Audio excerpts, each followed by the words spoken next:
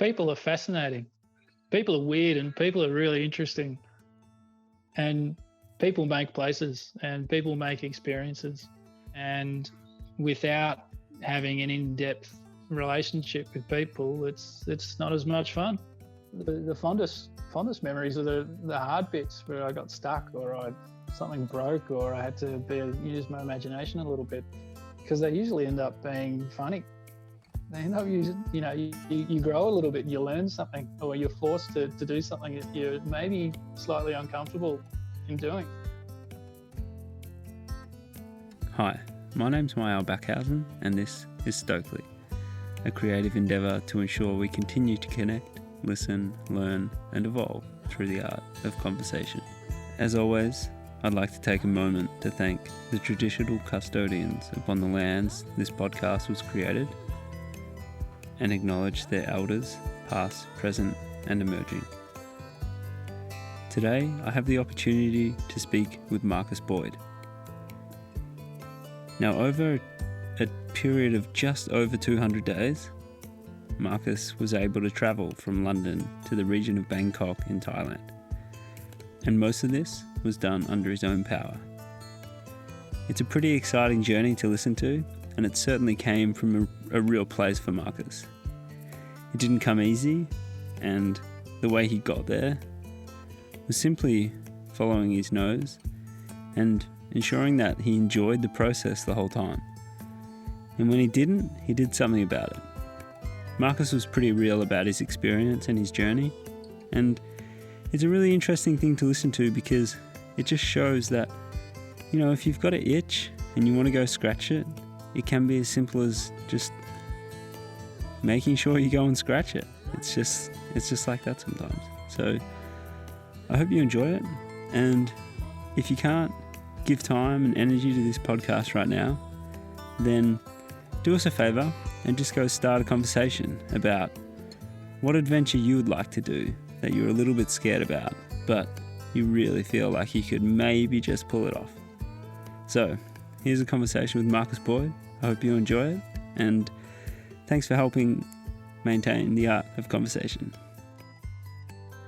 Hey, Marcus Boyd, how you doing, mate? Thanks for joining us here today. I'm excellent. My pleasure. So you've got a bit of time on your hands. You've been on a bit of a journey of late, but now we're all going in on another journey as a collective on this planet. The whole human race is on a journey right now. We are, and we're kind of going through as a massive collective, but also as each and our own individual, funnily enough. Yeah, mate. Yeah, it's certainly unprecedented times, and I thought you, out of everyone I know in this world right now, would be one of the largest experts on self-isolation and self-distancing. Had a bit of practice at it, yeah. So I'm just going to, it's been a while since you and me caught up like this, actually having a conversation basically in person. We used to kick around the footy up here at Red Hill. We're in the old red and white, enjoying those days of being superstars at our own local club. And you were definitely a little bit better than I was back in the day. I can remember that. But none of us were as good as Boof. I think that's fair to say as well. No, he's got the head to show for it. Yeah, absolutely. So, mate, I just want to read out a couple of numbers just to get us started, and then I'll let you take it from there. Okay. So, days riding, 140. Days not riding, 67. Nights in a bivy, 92. Kilometres ridden, 14,537. Countries visited, 28. So they are the stats from your recent escapades around the world. Well, not really around the world. You didn't really make it all that way. I can't give you that credit. But, mate, can you give us a little bit of give us a little bit of a tale about what you've just been undertaking for the last few months. So for the last, what was it, just over 200 days, I came up with a bit of a rough idea to try and give myself a challenge and dive into a trip that I wasn't quite sure if I could do. The idea to start with was a trip from London, and the plan was to slowly sneak back to Melbourne. And then it just slowly changed and gradually morphed into all sorts of different things, but the general direction stayed the same. So I packed up my bike and sent my gear back home from London and went for a roll. It's just as simple as that, mate. Too easy. It is, actually. Nearly, anyway. That is brilliant. I remember, I guess the middle of last year it would have been, or maybe the beginning of last year, you reached out to me and you were like, "Hey, mate, I'm trying to plan a bit of a trip. Are there any kind of documents you use to kind of plan some of the runs that you do and things like that?" And I was like, "Oh, yeah, Boydie, like, I don't know, mate. Google Sheets is pretty good and all that."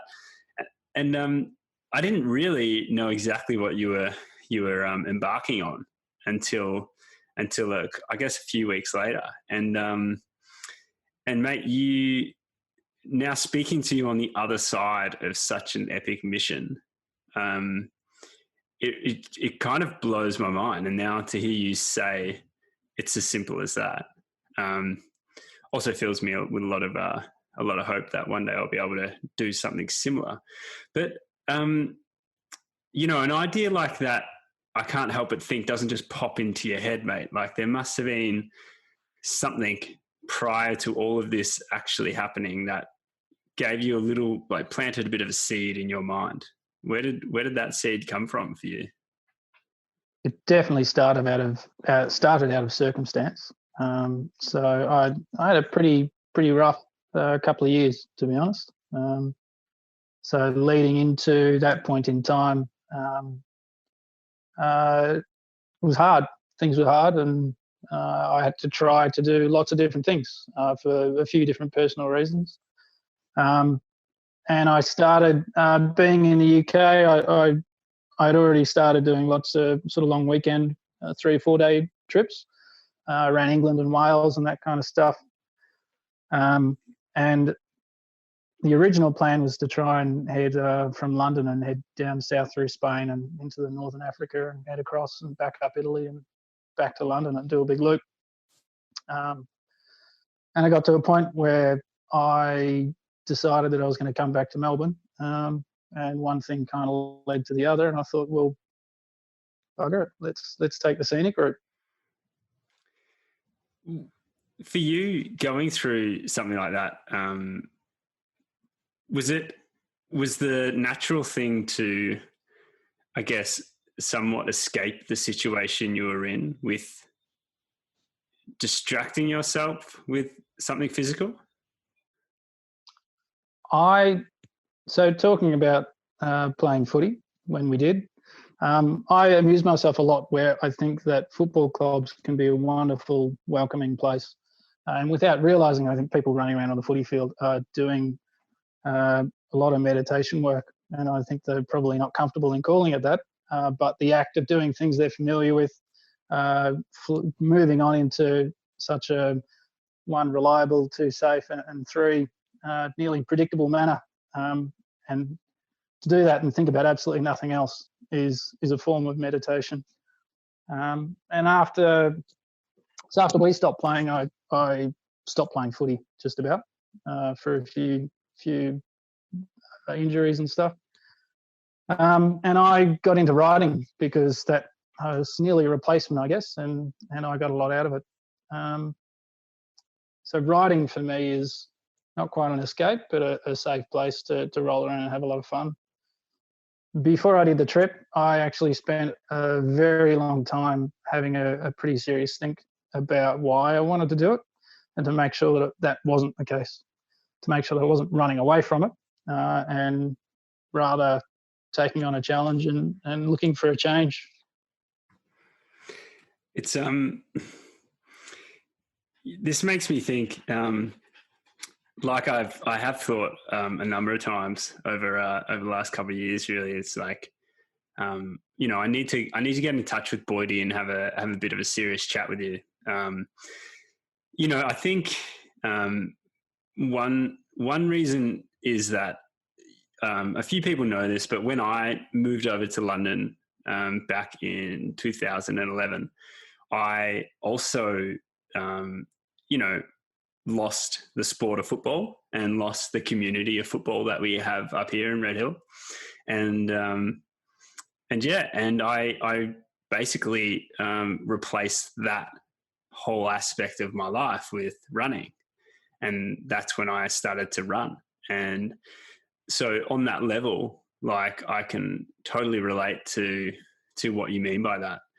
And I think it takes someone pretty aware to stop and question why you are doing it, as opposed to, you know, how you're going to do it and what it's going to look like. Where did that, like, why did you put so much importance on figuring out why you wanted to do what you did? I think it was the next little project for me, I guess. I was also in a pretty good opportunity to do something and do something different.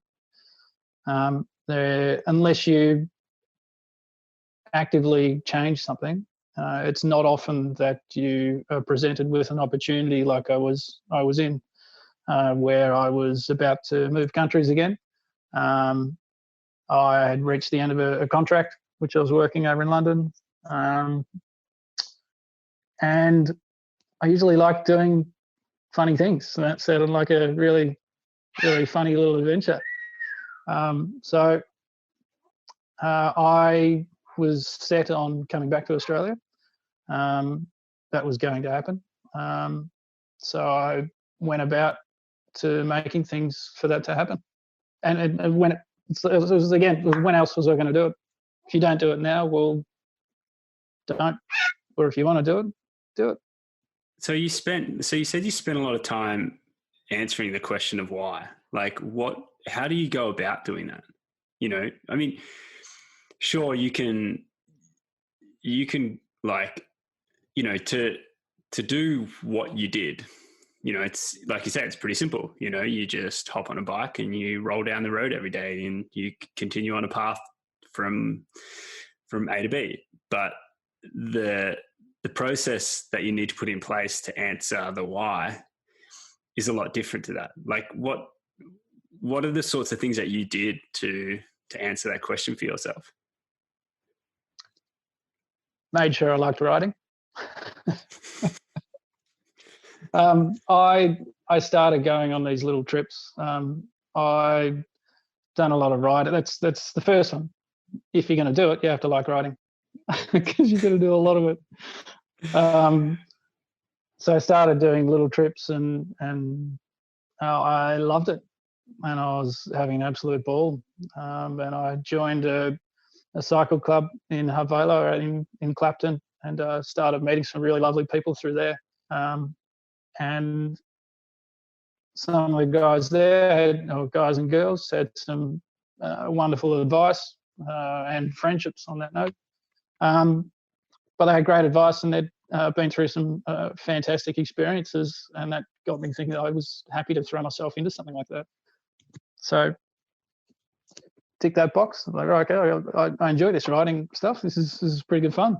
The style of it is, it was a tour or a bike pack or whatever you want to call it. I enjoyed it. I found myself in an opportunity to set aside time to have a go of this. And a big part was also, I'm healthy and I could. So I found myself in a mind frame where I was able to take on a bit of a challenge and I guess change a lot of things in my life. And I'm generally able-bodied, which I don't think is going to last forever. So getting in and doing something that requires all of those things to align was an opportunity that just came about. And so you've said active change. Now, when some things happen in your life, they may be things that you can control, they may be things that you can't control, and then you take time to, like you say, to create some active change in your life. From your experience, was that more external change outside of you or internal change within you, within your mindset, within the way you go about things internally? I think from one comes the other. If you change internally, then you're probably going to start doing things or creating habits that will change what you do, and vice versa. If you're thrown into a different atmosphere, chances are you won't be able to rely on the exact same headspace as you were in previously. So it's tit for tat, really. Now, right now in the world, there is a lot of external change happening, which is outside of people's control. And I think you, as someone that's been through that recently, has probably got some damn good advice for how to go about creating some internal change to help deal with your external environment. What would something be that you could recommend for the 7 point whatever many billion people that are out there right now? You're a guru now, man. Like, big question. Yeah, it's rough. I think everyone can come up with an excuse as to why they can't spend the time for themselves. And right now, I think there is a very high percentage of the population who can easily make time for themselves. That's not everybody. So a big thing is some things you can't control. And this is one thing that we are just about completely out of control. So the only thing you can really do is have a think about spend the time on how you're feeling and have a sort of observe what you're thinking, and then you can choose how you act and how you react to what is actually happening. So allowing yourself to give time to exactly that purpose, I think, is the opportunity that presents itself to a lot of people now. And I think, that's incredible as a starting point. And you can honestly say that that's something that you did that led you from living a life in London to cycling halfway across the world. I try to do it. I don't get it right all the time. I don't think anybody does. Many times I've done a very poor job of it, in fact. And I think starting the trip was a little bit after a few things came to a head, and I was feeling pretty miserable, and that forced me to give myself time and to come to that conclusion. So again, circumstance is a wonderful thing sometimes. Yeah, it's the age-old saying, the silver lining. But, honestly, if I look back at every quote-unquote negative moment in my life, it's certainly turned out eventually for the better. And, it's obviously very, very hard to accept in the moment sometimes, and when it's happening. But, one thing can be said, that after this situation blows over in the current time we're in now with COVID-19 and everything that's associated with it, I think I'm hopeful that the world will be a better place for sure. And I guess that will be a silver lining to it all, really. Agree, yeah. Mate, before we get too stuck into that deep side of this conversation, which is coming, by the way, so be ready for it.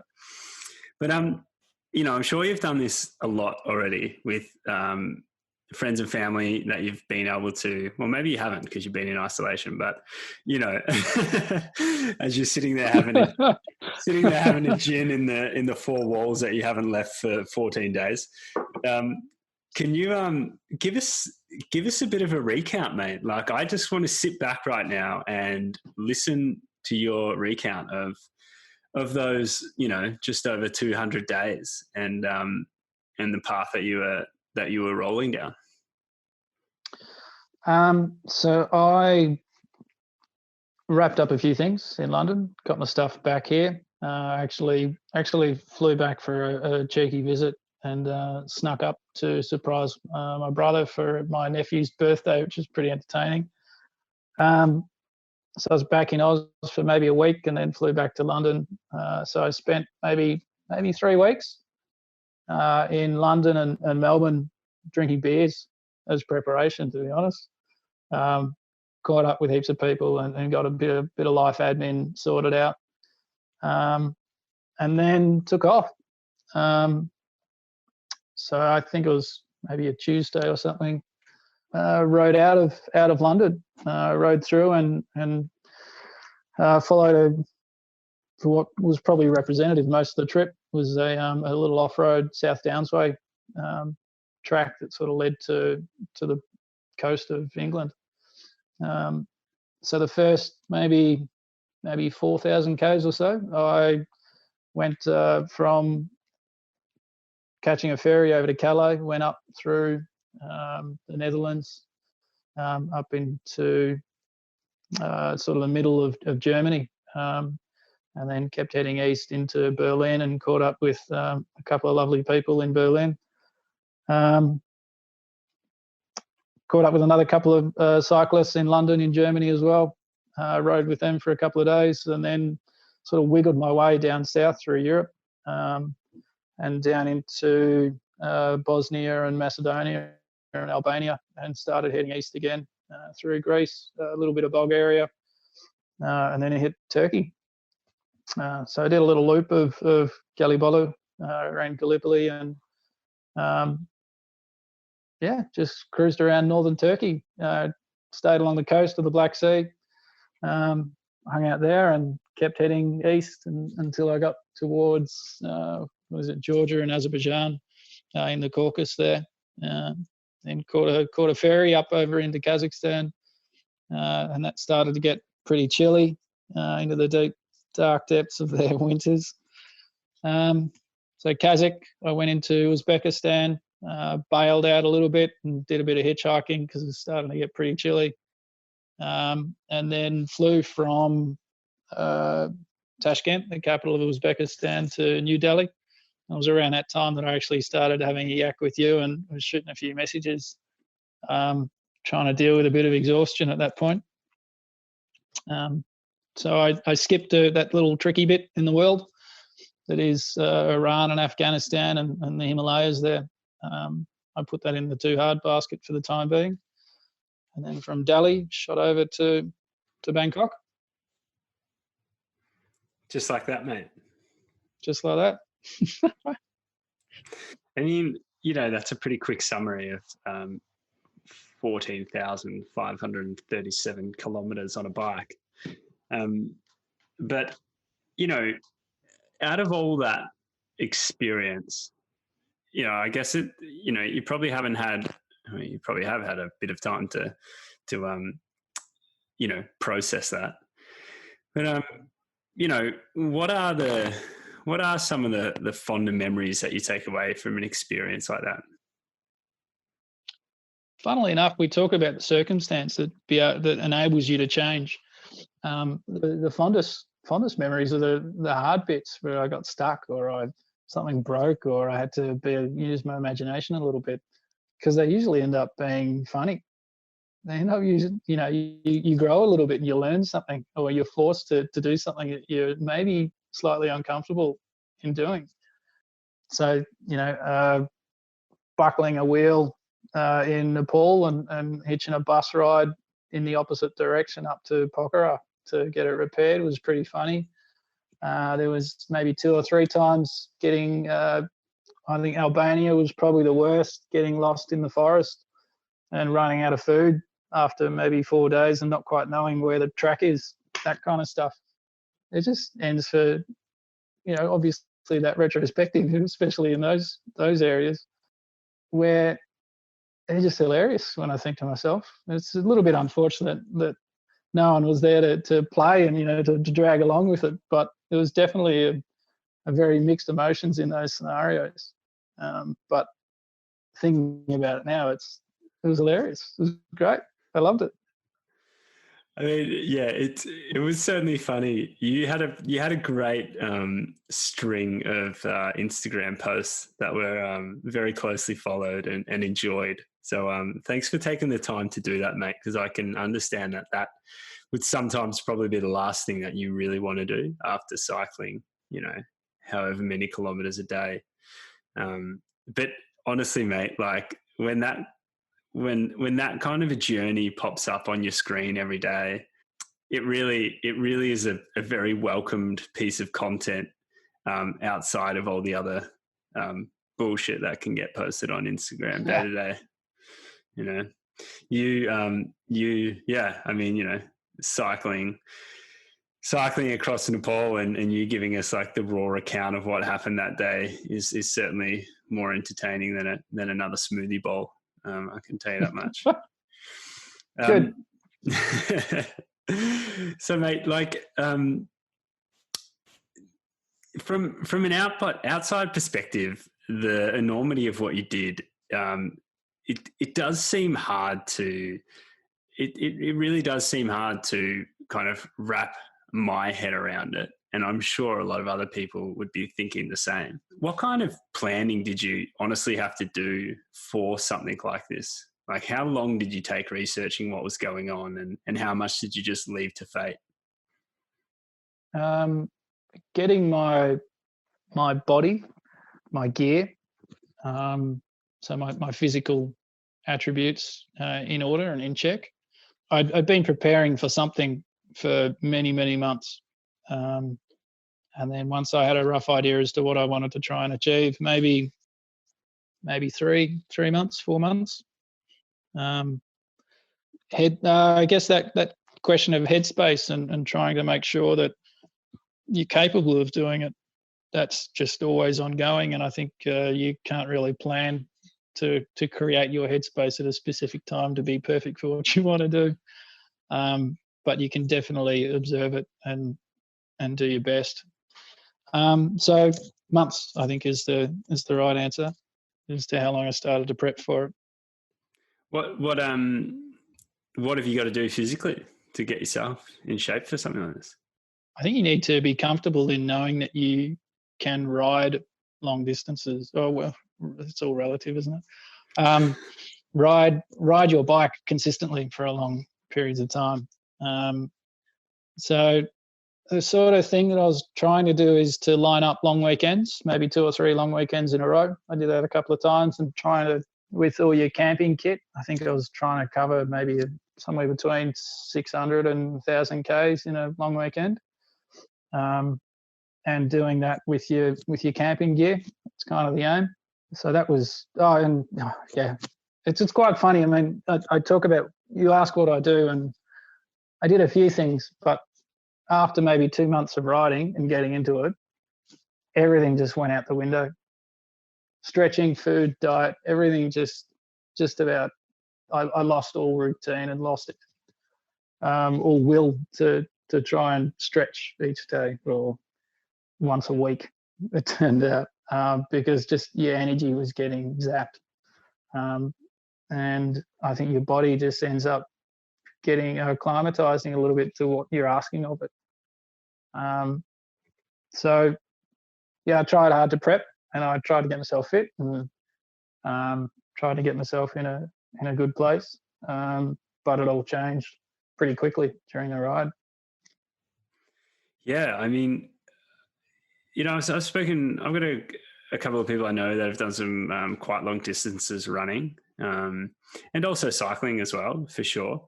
And there is this, shock that your body goes through, I guess, that it's like, oh, hang on, what's going on here? This is I'm starting to realize that this is happening every day. And then your body kind of, I guess, fair enough to it, probably, freaks out a little bit, starts to do a few weird things, and then regains this kind of state of homeostasis where it kind of stabilizes itself and does what it can to continue this routine and this arduous task day after day after day.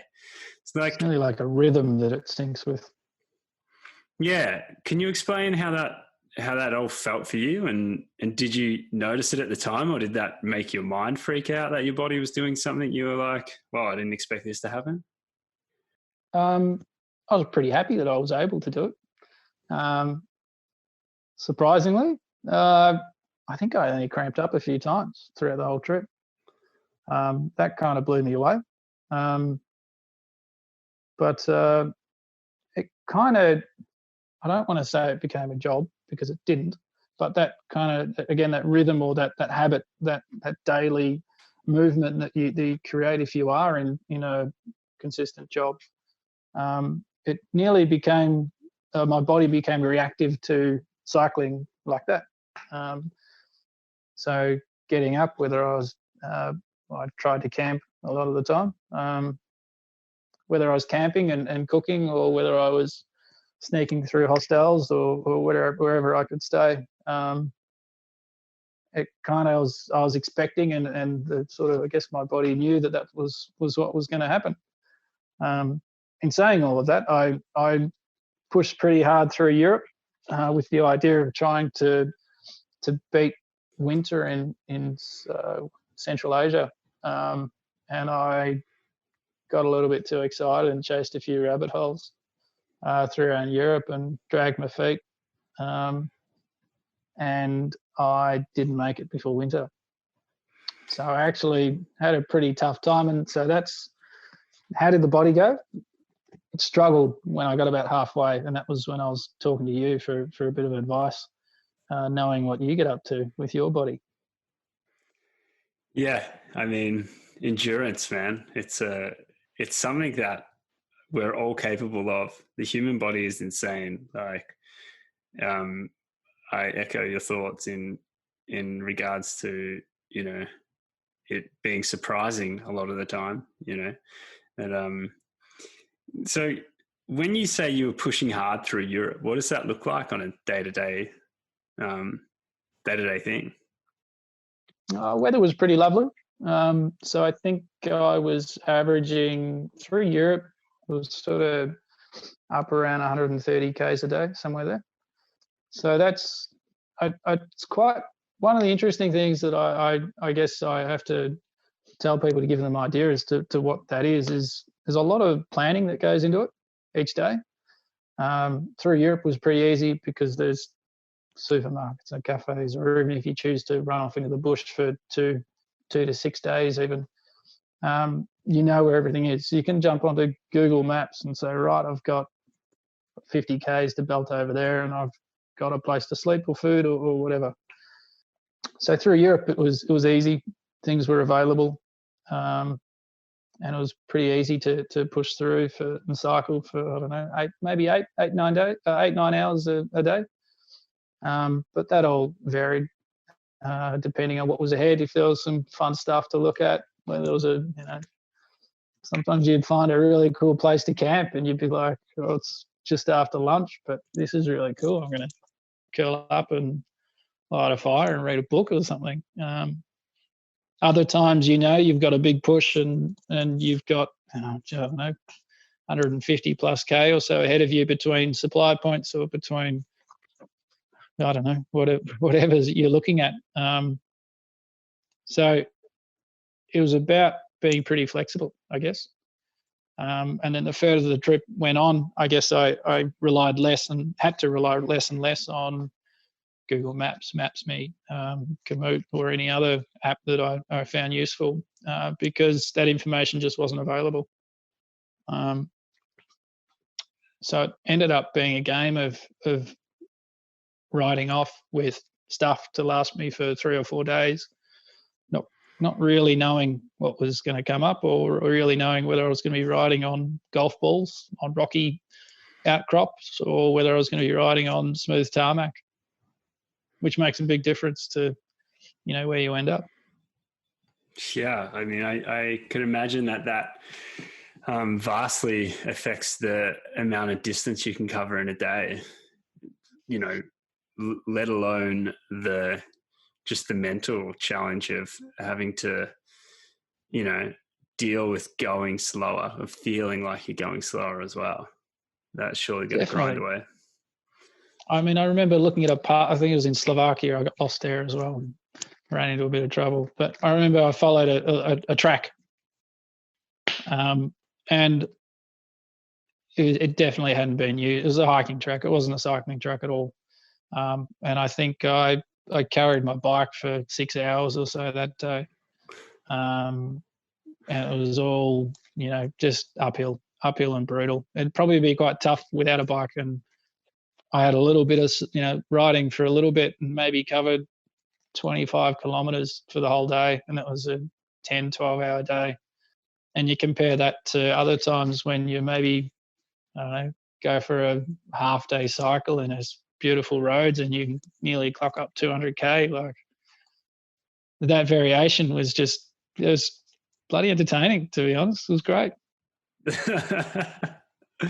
So when you this whole thing, it still really does blow my mind, mate. Like, I'm so stoked that you are an example for so many people in the world right now, to just, if there is something like that burning in your mind and you're able, and for whatever the circumstances are, you think you can make it happen, like, go out there and make it happen. Like, but so just a little thank you again, mate, because it's bloody inspirational. I just love that shit. I love it.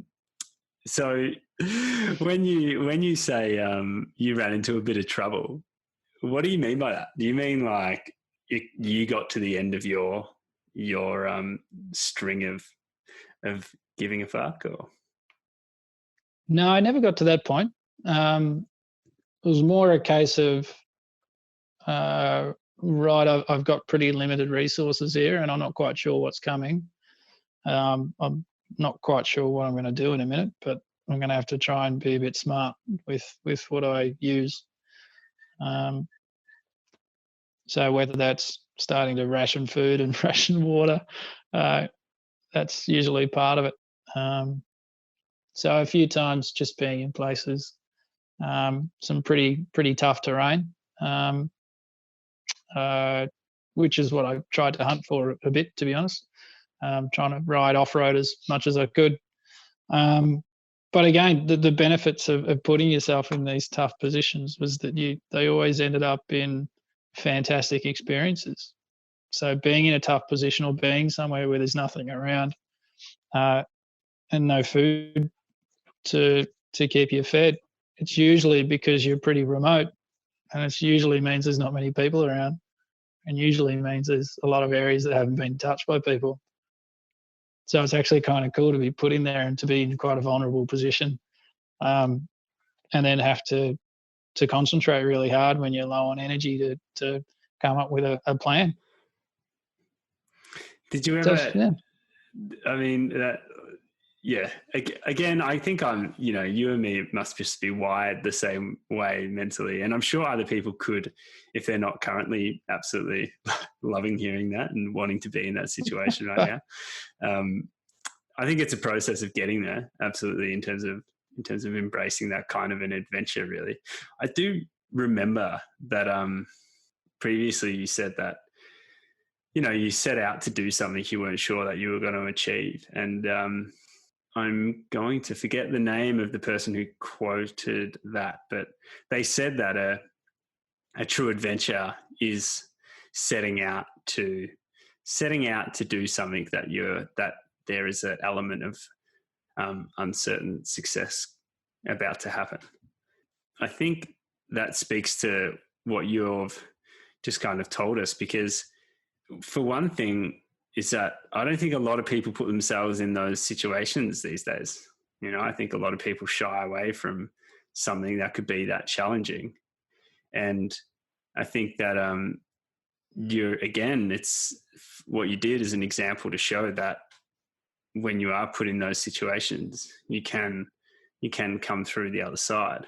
And like what did you call upon in those times of uncertainty to help yourself get through that? I guess you just got to kind of smile that I've put myself there. So I've asked for it. So you got to deal with it. And then that was it. I was looking for a good time and looking for something funny to do. And so that's exactly where I found myself. But touching back on what you said before, I think one of the reasons I moved, well, there was a few reasons I moved overseas, but one of them that made it much easier for me to decide to head over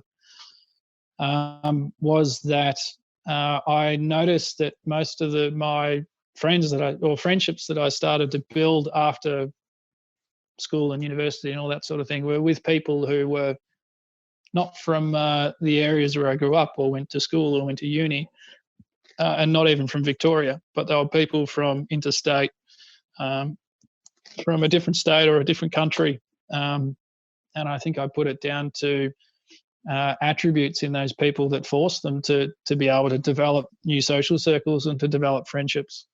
And that's something that I wanted to emulate. And I think I see that in quite a few people who I started to hang out with. And I guess I wanted to have a go at not quite replicating it, but just giving it a go and trying something. So that was, it felt good. And to try and, if I can encourage other people to get into it, then I'd love to. Yeah, mate, it's, that speaks to the saying that you're a product of your surroundings. And I have to agree with you, like 100%, a large part of basically the whole part of me getting into the sport of running, and especially the ultra side of the running scene, was due to the people that I met and the people that I ended up surrounding myself around. And I couldn't be more thankful for that.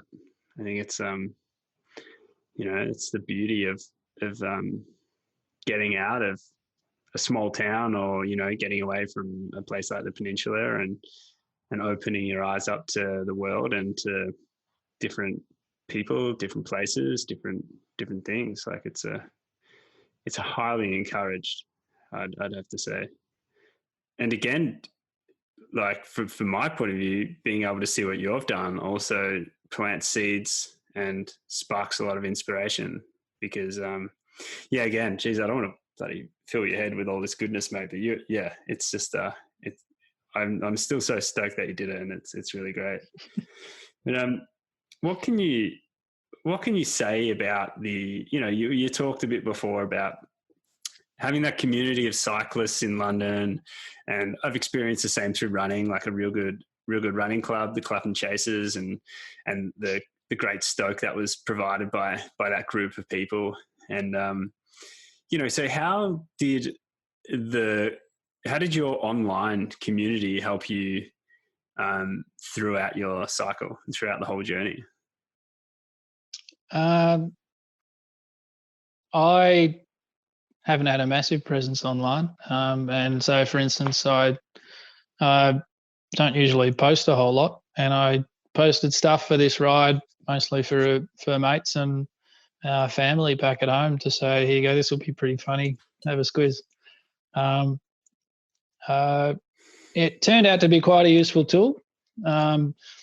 So unfortunately, I didn't, because of the time of the year that I was riding in each place, and the type of riding, which was more off-road than on-road, I didn't actually run into many cyclists at all.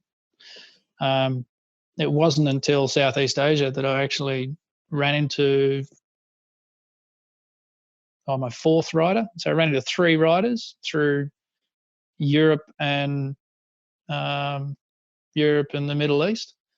And then as soon as I hit Southeast Asia, there was people popping up around the place, which is pretty good.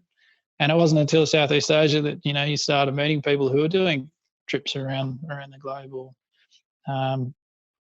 I just rode it for a couple of days with an English dude and another German fella, and we ran into a few cyclists who were coming the other way, and being able to easily link up online with those guys and share what was coming and what we need to avoid was good. There's a couple of big Facebook groups with bloody thousands of people on them. It was pretty good fun to throw something up there. So I think I got met with a couple of guys who did some bike repairs or found some bike parts for me on like a Silk Road mountain bike race group in the Middle East, where I just said, guys, I need this bit, and the dude found a guy 100 k's down the road, down this tiny little village. So it was kind of it reinforced that you if you need help, you got to ask for it, and if you don't, you're not going to get it. So don't feel guilty for asking. They can only say no. And like the willingness to help and I just assume that people were willing to kind of, like you say, go out of their way to give someone who is in a pretty, like, you put yourself there, but it's still a tough situation, like a very tough moment if you've broken something like a derailleur. I don't even know what that is, but a derailleur.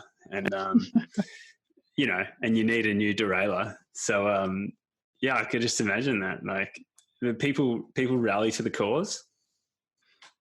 Yeah, for sure. I mean, and another example was it was in maybe middle of December when I hit Uzbekistan. And at that point, it was, we're dropping down to negative 10 degrees at night, and it sort of came up to maybe 1 degree during the day. And I hit this bit of road, and I looked down, and I had I had an idea where I was riding, but just kind of ran with it each day. And I came around and turned onto this highway that I was looking ahead in Uzbek, heading towards Samarkand. And it was just this barren, flat, desolate, freezing cold desert. And it said, right, turn right in, I think it was maybe 890 kilometres. And I just looked at it and thought, you got to be kidding. So that, for instance, I'd hit a wall at that point. It was too cold. I wasn't enjoying it. And I thought, bugger it, I'm done. So I think I rode along it for 2 days to convince myself that it's not fun, and then stuck the thumb out. And it would have taken 45 minutes, and a truck pulled up, said g'day, and threw my bike in there, and I jumped in the cabin with him, and I hitched a ride down into Samarkand. Which, to make it even more impressive, like we were talking about, I reckon his vocabulary in English is maybe 15, 20 words. But he ended up just spent, a day and a half driving with this dude, singing songs and having a giggle, and, him teaching me a bit of Russian and me a bit of Russian and English and a little bit of Uzbek, and yeah, we all got a kick. It was good fun. It's brilliant, mate. So what other interactions did you have with, you passed through 28 countries, and within each country, there's so many different regions and different, different areas, which, in large countries could be considered, even smaller little countries within themselves. So upon reflection, what's your thoughts about all the different communities and different nationalities that you interacted with along the way? It's intimidating when you look at everything and you look at it in a broad perspective, and you go, whoa, that's a big chunk of the planet, and there's a lot going on in there. But when you're cruising through and you get to sort of speak to a few people in a different language, and you go through different languages and different ways of being socially acceptable, different mannerisms. When you break it down into what's sort of behind you and what you think is coming up, or maybe two countries or two major regions that were before you, it doesn't change that quickly, and it makes much more sense when you've just ridden through two countries and you get an idea about what's going on back there, and then you show up in a place like Azerbaijan, for instance, which was a pretty funny place, and you go, right, Georgia was like that and Turkey was like that. Okay, that makes sense why these people are like this, and why there's a few Russians and a few locals, and there's a few people from different places doing different things. You go, right, I can see where their sort of linkages are going to and from. And you go, all right, it's different, but I see how that happens. Okay, what's next? And you roll on.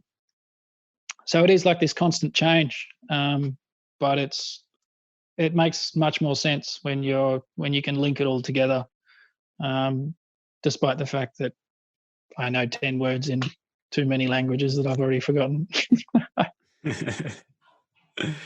So yeah, it's like, I guess it is that gradual change that is easier to digest the days that go past. And yes.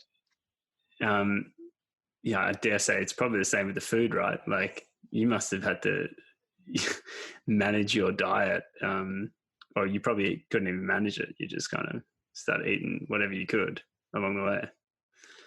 I tried my best to, but yeah, it all went out the window. So I'm usually I take I take a bit of care in what I eat. So my body reacts to a bit of an autoimmune disease, and I know diet is a key feature in how my body reacts and how it performs. And what was fascinating is going through and nearly giving up on all of that, because I was just on an energy deficit while I was riding. I couldn't get enough in my body. So I think I got sick once, and it didn't take long before I was eating just absolutely everything I could get my hands on, which was so much fun in itself. Like, having that confidence to cruise through India and Nepal and Burma and stuff, and just shoveling food in your mouth is just so much fun. I mean, that's got to be a challenge in itself, bro. Like, if you are conscious of the way your body reacts seriously to your diet because of something outside of all this arduous exercise that you're going through, as you said, more of an autoimmune situation. I mean, that can't have been an easy choice to just say, I'm not going to worry about that. Give me some dal and put some extra spice on it. No, but it was all trial and error, and I've been working on that for many years. And I mean, that particular issue was a big problem issue for me, in saying, well, can I do something like this? And I'm going to have to manage this if I want to. So convincing myself that I've got some handle on it. And yeah, there were days that I, struggled to, so it's why I stopped playing footy, is because there were days that I'd struggle to walk. And yet, due to it's in my hips, but I can still ride. That doesn't make it, makes it pretty difficult, but it's all part of it. Like, it's deal with it. It's my problem, and it's not going away. So wear it. Yeah, I think there can be a lot that can be said about, if you make that decision in your mind and you've agreed with that thought, then that's, like you say, like the internal starting point for something external to come about. And if you're certain on that and then you stick to it, then yeah, physically you can have some incredible changes going on. And like you said, like, you're a proven example that thinking that way and committing to something can allow you to physically be in a different state. Certainly. But it's about giving yourself time to accept that, or to deal with it, or to manage it, or to do whatever you need to do to put yourself in a position to do something fun. I love how it keeps coming back to you enjoying it and you actually having a great time at it, as tough as it would have been. Like, it is an important aspect of doing something as massive as that. For me, it was just about the only one. I mean, I think I'd been quite serious in my life, and that was one way of just playing, just 100% playing with what's out there, and playing with myself, cheeky. And it was play. I don't race push bikes. I was never racing. It was playing, and it was fun, and I loved it. So how do you now bring that back into this life that you've got to live? I assume that for a period of time right now, you're going to probably just hang up the wheels and maybe dig back into some normality in life. Or so, like, how do you kind of apply that element of enjoyment to whatever it is that you do in a job? Like, and even if you're not going to do that, like, what would you do if you had to go back to an office right now? And how would you apply those elements of joy to those situations? I get a kick out of commuting on a bike. I get a kick out of meeting new people and talking to them, encouraging people to do things, or taking on different challenge. I get a kick out of what did I do? I'm making pasta at the moment. It's fun. It's tasty. I get a kick out of, well, at the moment I'm loving having a kitchen and sleeping in the same bed because it's so foreign.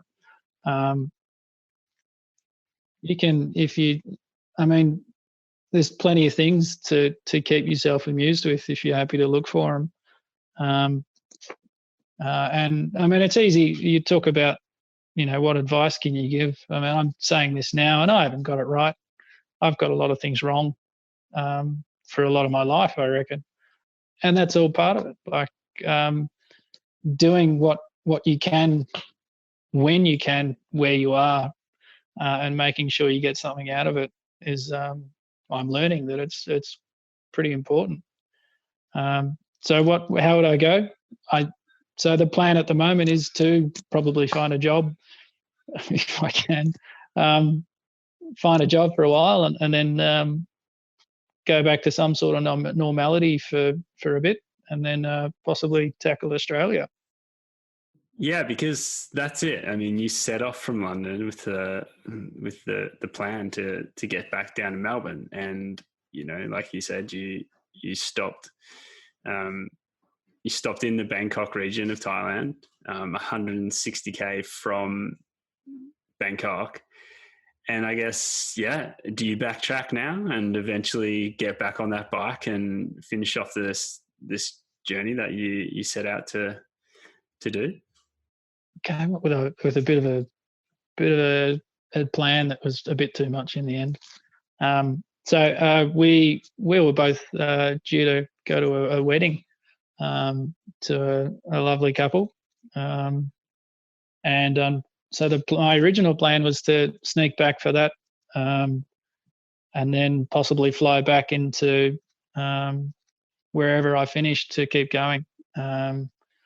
And then I was dragging my feet, and I think a big part of it was, to be honest, it was quite lonely what I was doing. Amazing, but a little bit lonely, and I missed that.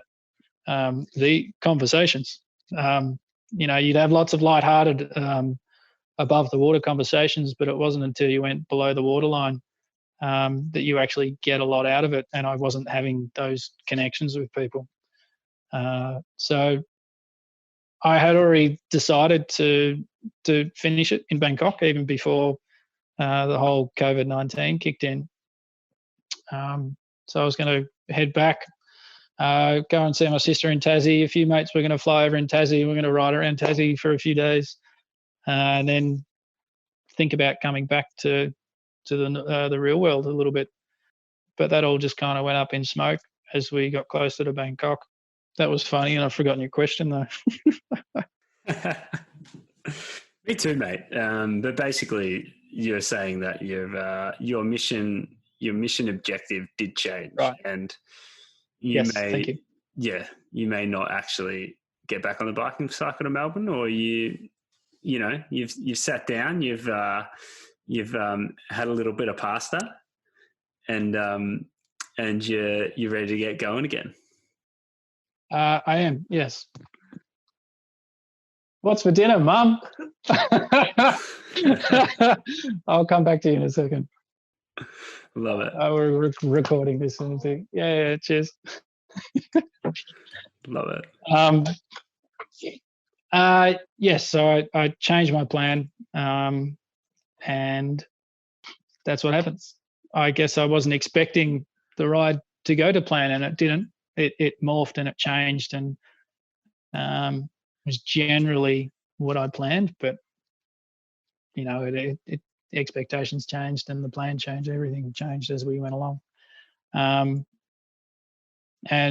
I was fine with it. It was perfectly fine by me. So really, that's what happened. So I think do I want to put the bike in the rack? My isolation finished 6 hours ago, and I've already been for a ride, and I loved it. So no, I'm super keen to get back on. I sitting around here for 2 weeks in what was a massive change from riding around all over the joint to be stationed in one place. I've stripped and rebuilt and prepared, and I'm itching to get back on the pushy and go and do fun stuff, because there's places I want to go and check out. There's people I want to go and ride with, and there's things that I want to see if I can push my body to see if it can do. Excellent. Great, mate, because I'm already missing those daily Instagram posts of you eating bananas and wearing obnoxious pit viper sunglasses. That's for sure. Get on board. Mate, what was probably the scariest thing that you encountered besides all those? I have this thing about packs of dogs, and for so long I've wanted to do I've got this seed in me about doing a really long distance run one day. But fucking these dogs and packs of dogs really scare me. And I remember you referring back to them in a number of your posts. So aside from packs of dogs, what really freaked you out on that journey, mate? Because I'm just trying to prepare myself. No, dogs are a fucking nuisance. They're horrible. I mean, I love dogs, don't get me wrong, but packs of dogs, mangled dogs, I'm just not keen. I got back of what was it, mid Croatia. I've been running to a few dogs, and they were using the security ones, and there was this one pack that ended up chasing me down a little bit. And one of them bit me on the back of the ankle on my shoe, which just, I was like, this is a really good way to finish a trip. This is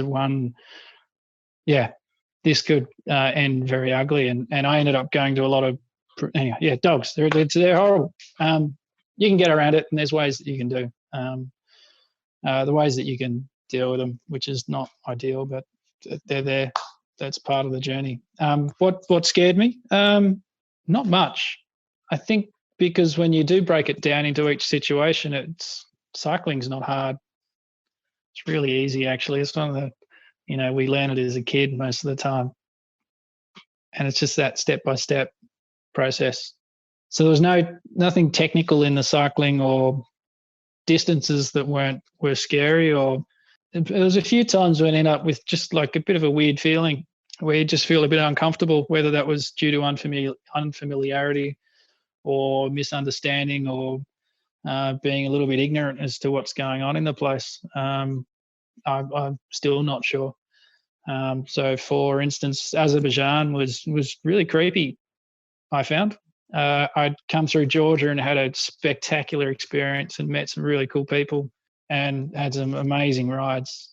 And then got into Azerbaijan, and some areas were quite just creepy.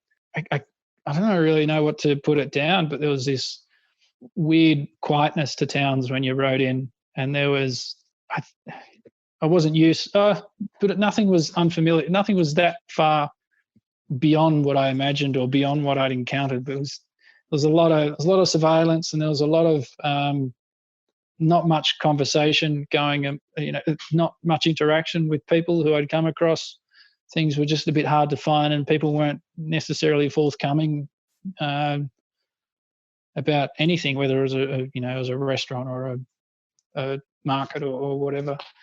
I felt a little bit uncomfortable in Azerbaijan in a lot of it, but then I arrived at the port of Alat or Baku to cross the Caspian, and I got stuck in a car truck bay waiting for a cargo ship to head over the sea, and a bunch of Uzbek truck drivers just kind of adopt you in, and I was stuck there for 4 days waiting for the ship, camping in a car park with 800 trucks or something. And these guys had just come along who barely spoke English and started yakking and pointing on maps and playing around, and they'd cook you some food and you'd be shooting vodka, and they'd come back the next night and be like, all right, let's do the same thing again, and start having a chuckle and, playing backgammon with those guys is bloody hilarious. So it's dogs was at my top of the list when you asked me what I was scared of. No doubt. There's just a few places that I just felt a bit creepy. Otherwise, generally, it's pretty hard to find. I've found it that most people are really nice. Most people aren't idiots. Most people aren't aggressive, and you got to be pretty unlucky to find those people. And that was what I experienced. Is most people are lovely. Yeah, man, that is so rad to hear. And for someone who does love to to do things long distance and really get involved with other cultures and different parts of the world, it just fills me with a great sense of confidence that that we can really break down cultural barriers and communication barriers and things like that, and still be accepted. And and I think that hopefully that is the direction that this whole world is actually trending towards, in terms of getting rid of these fucking borders and all this other bullshit that, I don't know, whoever created them still swears by them. We've got borders in Australia. We're all the same people. Basically on the same land, and they're these fake borders saying, "Oh, you're in New South Wales and you're in Victoria," and it's just I don't know. Yeah, I get its reasoning behind governing and all that stuff, but really, come on, and just. That grinds my grill, and it's great to hear that you were able to traverse through so many countries and so many different cultures and still feel that element of human acceptance and human connection, regardless of whether you can speak the language or not. The flip side to your comment before about the online community was that riding through some places where politically they're questionable, or they've got an ordinary reputation, sometimes for valid, sometimes for invalid reasons, were messages from very caring people and lovely people saying, I'm not sure that you should be there, or I hope you should leave, or you should hurry up and get out of that place. And it was fascinating to see those opinions that some people held of different places I was riding through, particularly when I was in the middle of a lovely experience and being on the receiving end of a very generous act, or just amongst lovely people, or just beautiful places. And then to get people with their preconceived ideas to a place where they have never been before. It was fascinating. It was very, very interesting. So again, it's a very different story when you go to places and when you see things. So I think we're in a very privileged position where we're able to, and I was happy that I took advantage of that. And I think I'm better for it. And I encourage other people to get out there and have a sticky beak. Did that drive any of your decision to avoid some of the countries that you ended up skipping? Yes. Have you second guessed that at all? Yeah. So I have put a big question mark over going through from Azerbaijan, heading south down through to Iran, and heading through Iran down into Pakistan to get to India. Talking to lots of people saying that was really difficult. I met other cyclists in India and Nepal who came up with different strategies and went through Iran and over to Saudi, and then flew from Saudi to India. It's a different way. I nearly regret again making those judgment of those places as to why I didn't go there. As it turned out, I was ecstatic that I did avoid those places. So if I had gone through Tehran, it actually would have been when the US bumped off the Iran advisor, the head political figure who got killed. There was a whole lot of tension. So there was a big political backlash, and therefore backlash on tourists who were in the area. So I managed to avoid that, which has filled me with a bit of confidence. I was happy. But it'd be lovely to go back. One day, man. One day for sure. I guess you'll never know unless you go and scratch that itch, figure it out for yourself. No, of course not. And I kind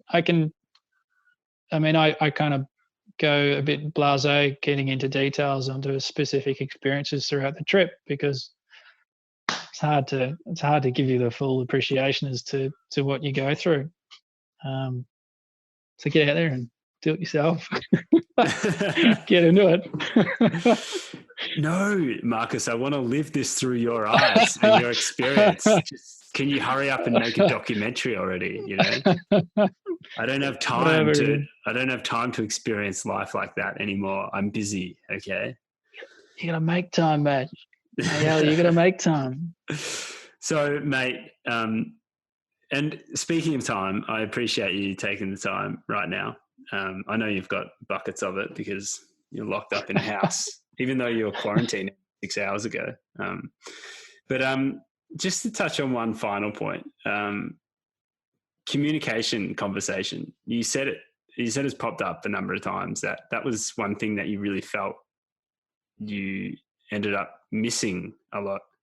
And again, I mentioned it before we started recording, but like this whole podcast is based around trying to maintain the art of conversation, trying to make sure that we continue to connect, listen, learn, and evolve through conversations, because similar to the art of letter writing, I feel like conversations are, in a situation where they may not, they could be phased out within a generation or two if we don't put importance on them and continue to have them.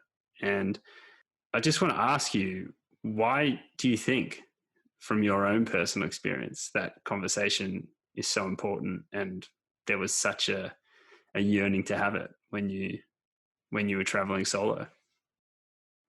Because people are fascinating. People are weird and people are really interesting. And people make places and people make experiences. And without having an in-depth relationship with people, it's not as much fun. So I met some fantastic people along the way. Some people I had great conversations with. And one of the reasons was because there was no preconceptions. There was no judgment. We were both usually in a position where we knew we'd probably never run into each other again. Maybe, you never know. But there was no judgment. There was no, you could dive into any topic you want and happily discuss anything without any consequence. And I think a key part of that is open to being vulnerable in a conversation. And I think that's definitely one, not engaging in somebody and, scattering across the top of just social politeness, or, doing your fluff, how you doing? What's going on? Yeah. Have you seen? Yeah. What's on TV? What's on TV? I hate that question. Being prepared to be a bit vulnerable and accepting that and engaging in that with somebody is a tough thing to do. And cycling around, not having access to those relationships was tough, and it became very lonely. And that was one of the reasons why I called it and said, right, I want to, I'm done. Not finish long term, but I wanted to get back and talk to people.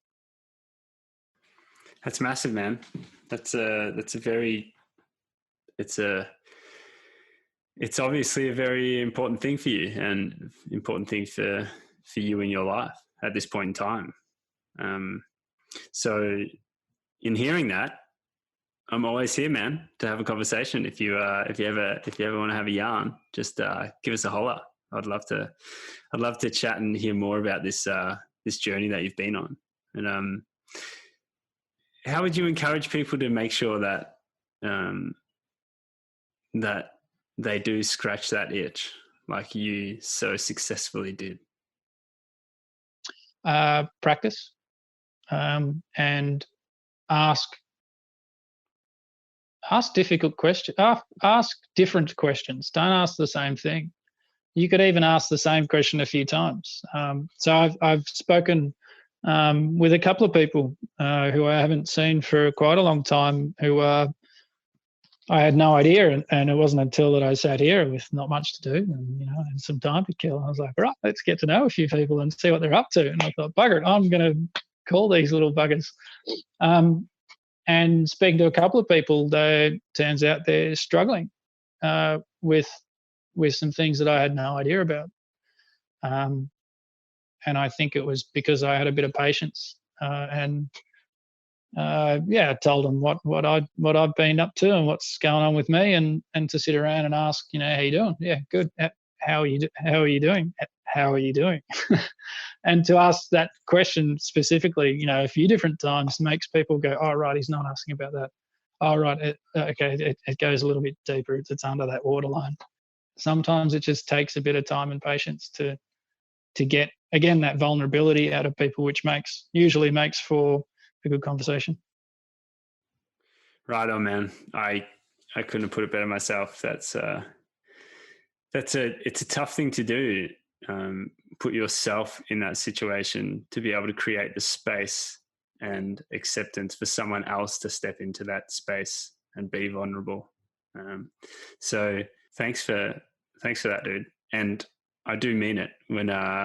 When we can catch up without the camera and the recording set up, let's do that. And let's just have a yarn, mate. I look forward to that. And I just thank you again for taking the time to have a chat about that epic journey you went on, man. It was rad to follow. I'll hold you to it. And this is one of the reasons I came back, is to have good conversations, and you've provided a pretty wonderful conduit to do such a thing.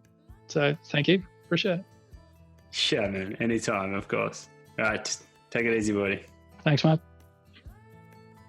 So I hope you enjoyed that conversation with Marcus. And again, do us a favour and just have a conversation about adventure with someone that you know. And don't forget, adventure may have an element of risk associated with it not ever being successful. And I think for a lot of people, that really makes an adventure all that more interesting and, at the end of the day, probably more fun.